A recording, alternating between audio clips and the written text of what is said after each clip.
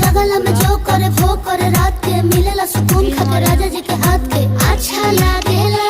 कमर ककरी से भइल काटा हरावा हो गलिया लागेला जान टमाटरावा हो गलिया लागेला जान टमाटरावा हो।